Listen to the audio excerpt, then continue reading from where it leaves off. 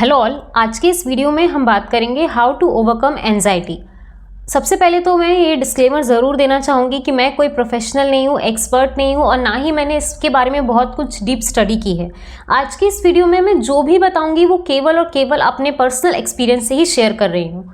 और जैसे एक फाइनेंशियल एडवाइज़र होता है जिसने फाइनेंस में बहुत कुछ अच्छा किया होता है, कोई फिजिकली अपनी अच्छी हेल्थ बना लेता है, वो आपको फिजिकल एडवाइस दे सकता है, फिजिकल हेल्थ कैसे बनाना है ये एडवाइस दे सकता है। ऐसे ही जो भी कुछ एंजाइटी मैंने अपनी ओवरकम की है, आज के इस वीडियो में मैं केवल वही शेयर कर रही हूँ। तो सबसे पहले मैं ये बताऊंगी कि एंजाइटी का मतलब मेरे लिए क्या होता है। हो सकता है कि एंजाइटी की डेफिनेशन पहले मेरे लिए कुछ और थी, पर अब जब मैं समझ गई हूँ और मैंने उसको ओवरकम किया है थोड़ा बहुत, तब मैं उसका मीनिंग जो समझती हूँ वो मैं आज आपके साथ ज़रूर बताऊंगी। पहली बात तो आपको एंजाइटी को लेकर ये समझने की ज़रूरत है कि एंजाइटी टोटल आपकी अपनी मेंटल स्टेट है। और जैसे हम कहते हैं कि जो मान लीजिए मुझे कुछ कीटाणु लग गए, मेरे शरीर में कुछ जम्स पैदा हो गए, तो क्या किसी भी और तरीके से, किसी वस्तु से, किसी परिस्थिति से या किसी व्यक्ति से वो ठीक हो सकते हैं? नहीं।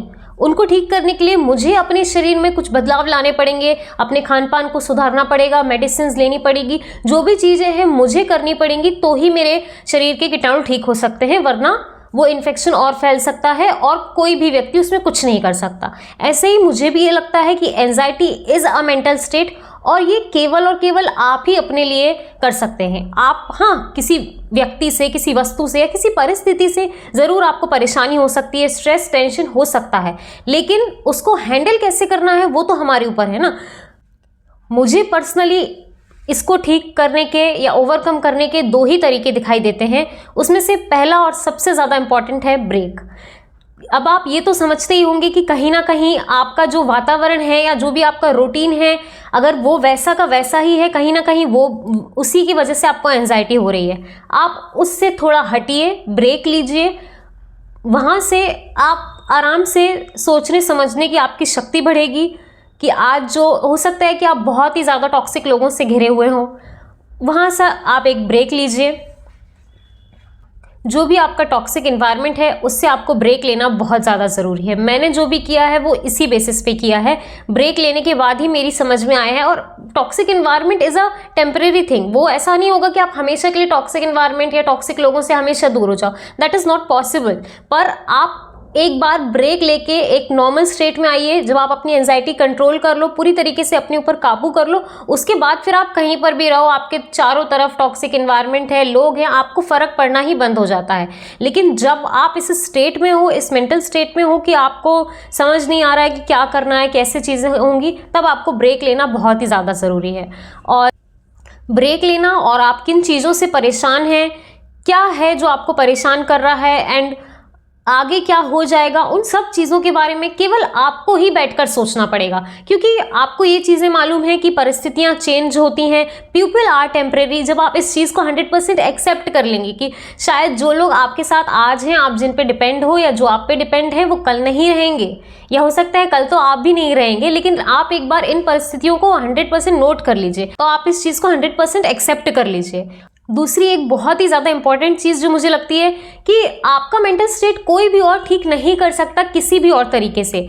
एक बहुत बड़े मोटिवेशनल स्पीकर हैं, उन्होंने एक बात कही थी कि जिस व्यक्ति को दुखी रहना है वो दुखी ही रहेगा, चाहे किसी भी स्टेट में रहे। जिसको खुश रहना है वो खुश ही रहेगा, चाहे वो किसी भी स्टेट में रहे। और रियली मैंने अपने रियल लाइफ में भी देखा है, जब मैं परेशान थी तब मैं हर चीज़ से परेशान ही थी। भले ही मेरी लाइफ में सब कुछ अच्छा हो रहा था, मेरी फाइनेंशियल स्टेट अच्छी थी, मैं प्रोफेशनली अच्छा कर रही थी, करियर वाइज एंड रिलेशंस भी मेरे अच्छे चल रहे थे, लेकिन मुझे परेशान रहना था तो मैं तब परेशान ही थी। और आज शायद उस स्टेट से काफ़ी कम हो मेरे पास चीज़ें, लेकिन मैं खुश हूँ। तो ये पूरी तरह से आपके ऊपर डिपेंड करता है कि आपको खुश रहना है या दुखी रहना है। और दुनिया के किसी भी व्यक्ति पे अगर आप डिपेंड हैं, तो मैं बिल्कुल ही आपसे ये कहूँगी कि किसी भी व्यक्ति या वस्तु पर डिपेंड ना रहें, परिस्थितियों पर डिपेंड ना रहें, क्योंकि वो चेंज होती रहती हैं। आज जो चीज़ें हैं कल वैसी बिल्कुल भी नहीं रहने वाली हैं। तो और अगर आज कुछ ऐसा चेंज आ गया है जो आप एक्सेप्ट ही नहीं कर पा रहे हो, तो क्यों वो इसीलिए भी है क्योंकि आपने पहले ये बात नहीं समझी थी। तो ये एक मेरा फर्स्ट सबसे बड़ा पॉइंट था ब्रेक लेने का। दूसरा पॉइंट है जिसने मुझे बहुत ज़्यादा हेल्प की है, और मुझे लगता है कि अगर ये काम मैंने नहीं किया होता तो पता नहीं आज मैं कौन से स्टेट में होती मेंटली। दूसरा जो सबसे इम्पॉर्टेंट काम मैंने किया है वो है स्पिरिचुअल गुरुज को सुनने का काम। और हमारी किस्मत इतनी अच्छी है कि हमें उनको सुनने के लिए कहीं एक पर्टिकुलर जगह पे जाने की या कोई एक पर्टिकुलर समय एक निकालने की ज़रूरत नहीं है। यूट्यूब पर वो अवेलेबल हैं, हम आराम से कभी भी उनको सुन सकते हैं, जब टाइम मिले, जब आपका मन हो, आप आराम से उनको सुन सकते हैं। ये एक बहुत ही बड़ा मेरे हिसाब से वरदान है जो आज हमें मिला है, और आप उसका भरपूर उपयोग करिए। जितने भी हमारे बड़े बड़े संत महात्मा हैं, आप उनको सुनिए, जो वो कहते हैं उन चीज़ों को समझने की कोशिश कीजिए। मैंने जिन लोगों को अभी हाल में ही सुनना शुरू किया है वो हैं प्रेमानंद जी महाराज, बीके शिवानी जी और चित्रलेखा जी। बीके शिवानी जी को मैं पेपर में उनके आर्टिकल्स पढ़ती थी, वो मुझे बहुत मोटिवेट करते थे उस समय, तो उनका मुझे बोलना भी बहुत अच्छा लगता है। आप उनको एक बार ज़रूर सुनिएगा। वो जिस हिसाब की थ्योरी और मेंटल हमारा क्या गेम चल रहा होता है वो एक्सप्लेन करती है, वो मुझे बहुत इंटरेस्टिंग लगता है। तो आप इनको सुनना शुरू कर दीजिए, वहाँ से एक थोड़ा आपको मेंटल कामनेस मिलेगी। और जो मैंने फर्स्ट बताया कि आपको ब्रेक लेना ही पड़ेगा, वो एक बहुत इंपॉर्टेंट पॉइंट है जो आप कर सकते हैं। वीडियो के अंत में मैं भगवान से यही प्रार्थना करूंगी कि हम सभी ने जो अपना मनोविकार पाल कर रखे हैं उनको हम अपने ज्ञान रूपी तलवार से हटाने में सफल हों, और उनका आशीर्वाद हम सभी पर बना रहे। दोस्तों, एक बात और है कि आपको जो एंजाइटी है उसको ख़त्म करने के लिए आपको काफ़ी टाइम लगेगा, और आपको किसी भी एक जो भी आप कार्य कर रहे हैं अपनी एंजाइटी को कम करने के लिए, आपको उस कार्य में लंबे समय तक के लिए लगे रहना पड़ेगा। ऐसा नहीं होगा कि आज आपने ब्रेक लिया, कल आपकी एंजाइटी खत्म, या आज आपने किसी संत महात्मा को, मोटिवेशनल स्पीकर को सुनना शुरू किया और कल आप सब ठीक हो जाएगा। That is not possible. पर अगर आप लगे रहेंगे तो एक दिन ऐसा ज़रूर होगा।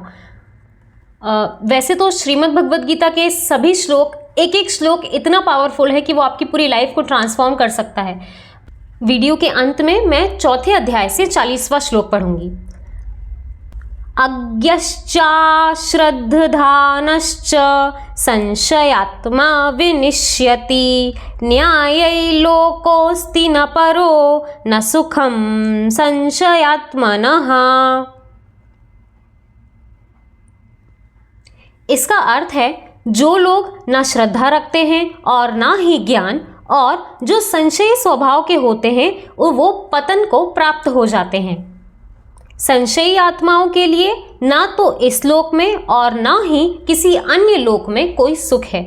इसका मतलब है कि आप किसी भी कार्य को अगर कर रहे हैं तो उसमें पूरी श्रद्धा रखिए कि अगर आप सही दिशा में जा रहे हैं तो ज़रूर आपको उसका फल मिलेगा, और अपनी विवेक और बुद्धि के साथ कार्य करिए। और संशयात्मा का मतलब है कोई ऐसा मनुष्य जो किसी भी कार्य में डाउटफुल रहता है, उसको हमेशा डाउट्स होते हैं कि काम करने के बाद भी, काम करने से पहले भी। तो आप बिल्कुल भी डाउटफुल मत रहिए, दृढ़ निश्चय करके आप एक संकल्पित व्यक्ति की तरह अपने काम में लगे रहिए, आपको सफलता ज़रूर प्राप्त होगी।